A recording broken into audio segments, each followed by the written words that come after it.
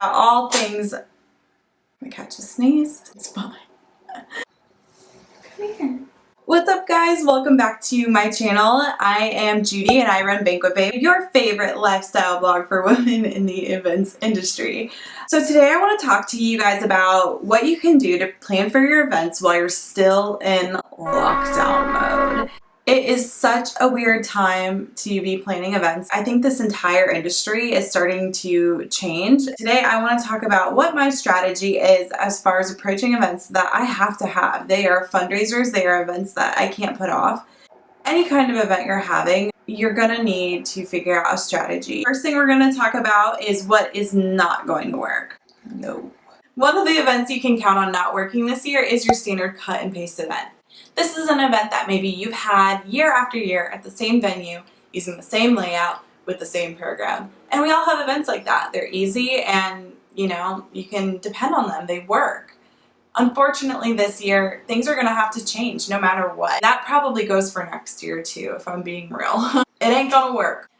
With everything going on, you are guaranteed that you're going to have to make some changes to your event. You're going to have to think about what social distancing measures are going to need to be put in place. Another thing that's not going to work anymore is packing people into a room. That means no more squeezing in 10 people at an 8-top. I know you've done it. I've done it. It happens, but not anymore. So the next thing we're going to talk about is communication with your attendees. You want to make sure that your attendees know what's going on, what any changes are, so that they are comfortable attending your event. Address any problems before they happen and just give them a heads up. You would hate for them to come feeling totally unprepared, maybe forgetting their mask if a mask is required. It'll make the day of the event so much easier because people will know what to expect. They won't be disappointed in any changes if there's someone who's been coming to that event year after year. They'll be respectful and understand that you're just trying to keep everyone safe. If you haven't talked to your vendors yet, do it. It's not too early at all. Even if your event is next year, you want to make sure that they're aware of your plan B and plan C before you sign a contract, because you might have to cancel and you want to make sure any conditions or fees are made aware of ahead of time so that you're totally prepared for your budget. Another thing that you are going to want to talk to them about is just their social distancing and what they're doing to practice safety when it comes to COVID-19. Okay, let's talk event layout. Start planning your layout. You can do that right now. It's going to look different no matter what. How are you going to do the seating? Are you going to maybe offer bistro tables instead of larger tables so that attendees can sit with their significant others or people that they are comfortable with? I think that's a great idea and a great place to start when it comes to redoing your layout.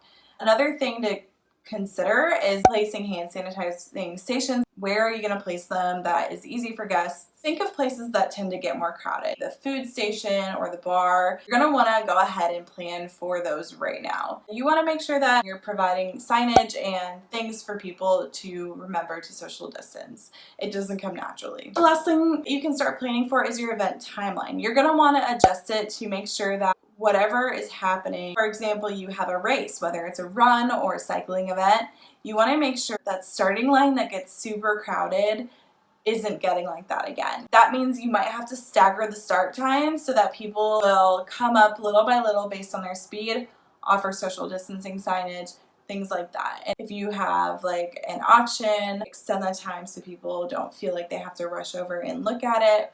Well, it is totally possible to have a successful event even during these crazy times, so don't feel discouraged. I'm here to help. If you have any questions, please leave them in the comments below, or any suggestions. What are you working on right now? Let me know.